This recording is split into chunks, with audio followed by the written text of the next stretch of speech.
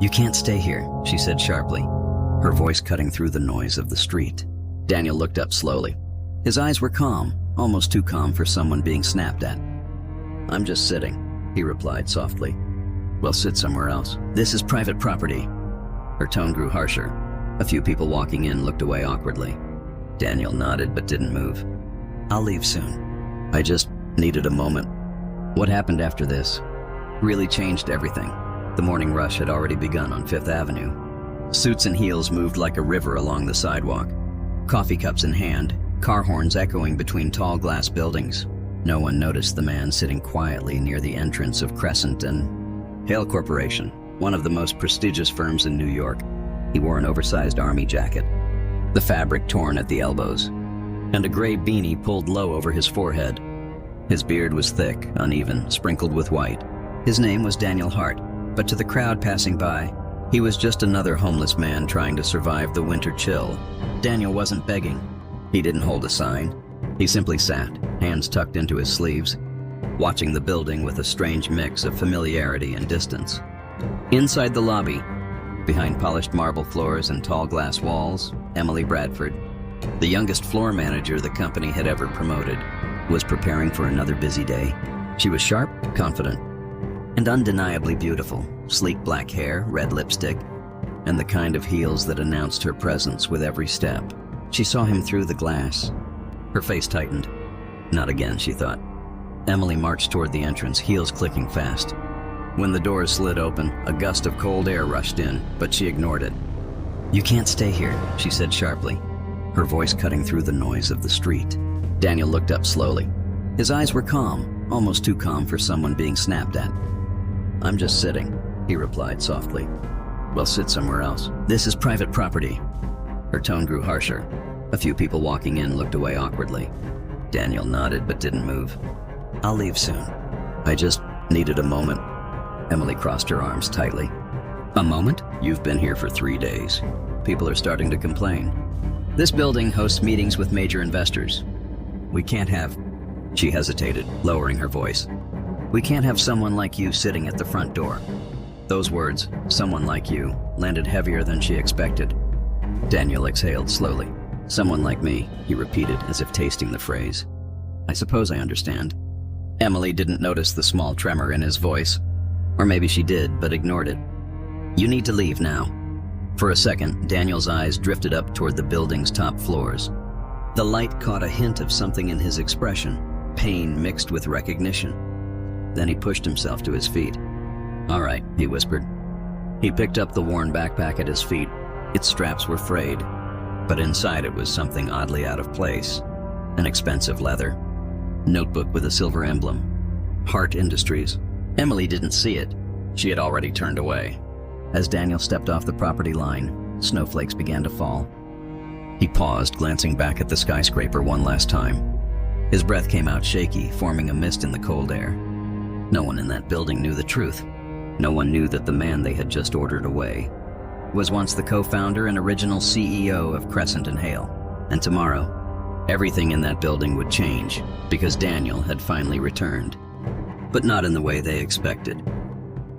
The next morning, the lobby of Crescent and Hale Corporation buzzed with unusual tension. Executives whispered in tight circles. Security guards adjusted their collars, and employees kept glancing toward the front entrance as if expecting someone important. Rumors moved quickly in a place like this. They said the board of directors was coming in for a surprise evaluation. They said a major restructuring was about to happen. They said the company's original founder, missing for years, might even be returning. Emily Bradford didn't care about rumors.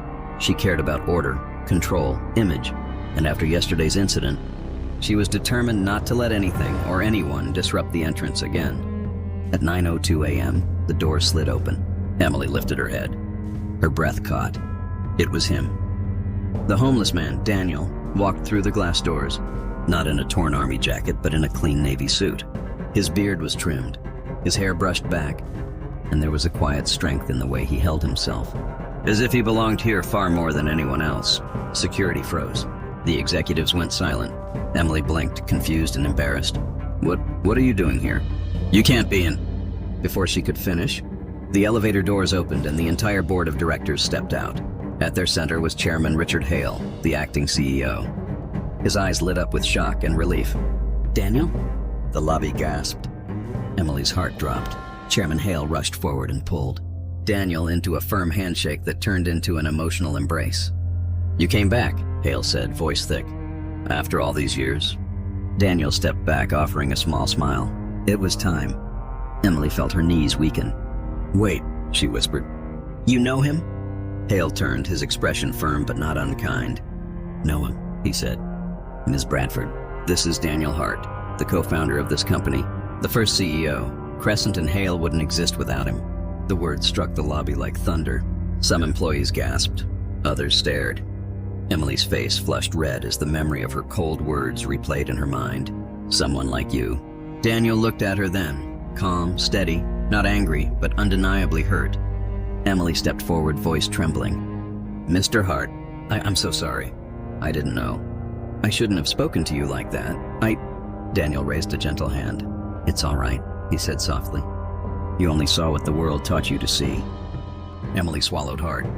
There was no anger in his tone. Somehow that made the guilt heavier. Hale cleared his throat. "Daniel, the board and I have reviewed everything. The company has lost its way without your leadership. We want you to return as CEO." Whispers erupted again. Emily stared at him in disbelief.